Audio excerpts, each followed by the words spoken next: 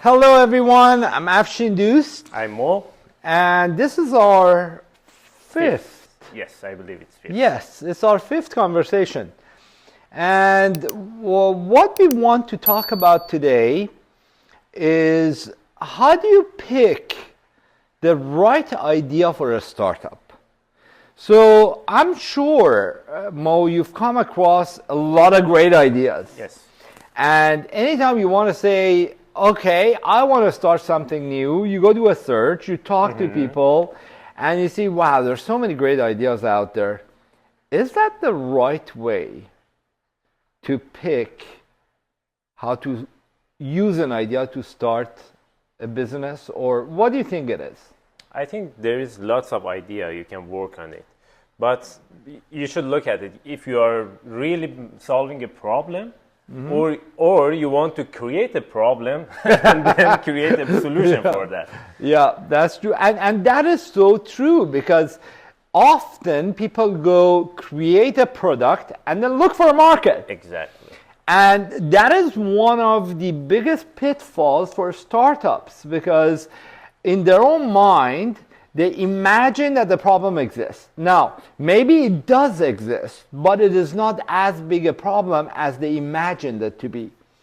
And so they go spend a lot of time and resources trying to find a solution, and they find an amazing solution for a problem that's not as big as they thought. Yes, there is not a lucrative market for that. There is a problem, you can say always there is some problem that someone needs to be solved. Yes. But it's important that it's a problem that engage everyone or small group of people that you cannot take that much money. So I guess so far what we've said is what not to do. Because we are telling people, do not think that just because you think a big problem exists, it does exist before you validate it. And before you pick an idea to turn into a startup, make sure that it is validated and the problem actually exists. Now, let's say, for the sake of argument, we find two problems. Both of them actually really exist. And you're stuck between choosing one over the other. How do you choose one over the other? What do you think are important factors in that choice? I had a nice conversation with a smart person a couple of days ago.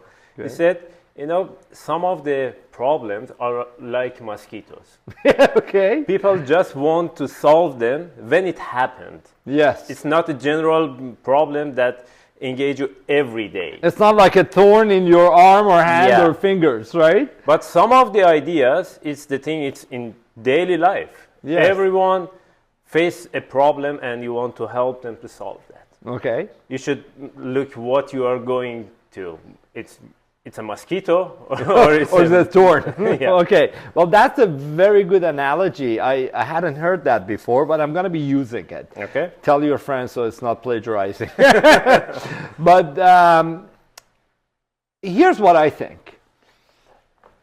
Finding a good problem to solve, making sure it's scalable, making sure it's significant, is only tip of the iceberg.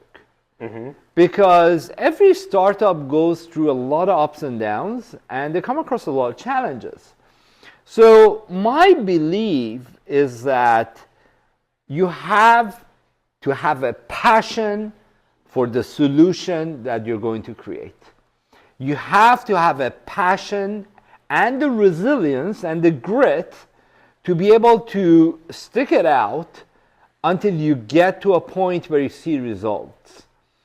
And you have to look at your resources and your skills because passion is not enough. I was going to talk about skills. Yeah, sometimes you find a problem and you say, if someone can solve it, they can make tons of money. But do you have the, primary skills to just build the small product to solve a little of that? Beautiful. So that brings me to the phrase of core competencies. So I think once you find a problem, you have the passion to solve it, you have to look at the core competencies of the co-founders Yep. and see if there's an alignment between the solution you want to create and even partially with your core competencies. Because if that alignment does not exist, it becomes a chore. Exactly. And once it becomes a chore, your performance goes down, your commitment can go down, and there might be no grit to take it to the next level. So how would you wrap this conversation up? If we had to say again, how do you pick an idea to turn into a startup? You should look at something that is a real problem, not just you considering as a problem. Okay. And you should look at your skill set and resources. Of course. If they are right enough to make the product market fit or MVP Yes. to go to market. I would dare say product market fit and MVP, not or. But I agree with you wholeheartedly. And I think that's a golden rule. Your resources, your skills, your passion, and validation that the problem actually exists and that your solution would be scalable once built. Can't add a whole lot more to that. Perfect. Beautiful. Well, everybody, thank you again for being with us for this session of our chit chat. And we look forward to having another chit chat with you soon. Like always, please don't forget to like us and subscribe if you wish. And also, we would love to have your ideas and your questions. And if there's a subject you think we would talk about it and you'd benefit from, please don't hesitate to ask. We'd love to get your feedback on what we do. See you. Have a great day.